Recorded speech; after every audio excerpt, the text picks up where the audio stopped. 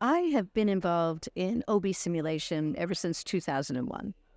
And that was at a time in which we weren't really doing hardly anything in simulation in the obstetrical arena. So I was very fortunate to be part of that in our Boston medical community. And we were supported by our Harvard medical malpractice company. It's called CRICO.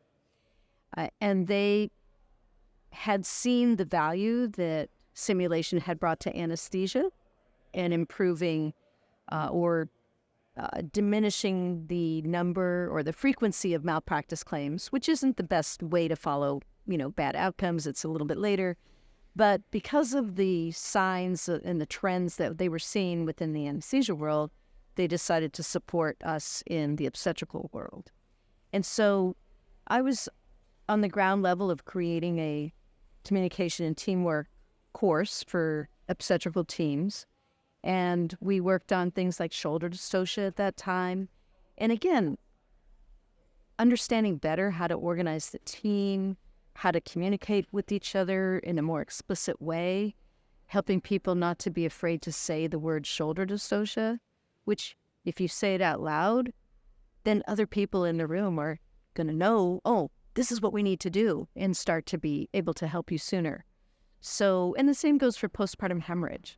So postpartum hemorrhage is one of those scenarios in real life that can sneak up on you. Sometimes it's catastrophic. You know exactly what's going. But there are times, more often than not, where the bleeding just kind of slowly trickling and then builds up. And before you know it, enough time has lapsed that somebody has really lost a tremendous amount of blood.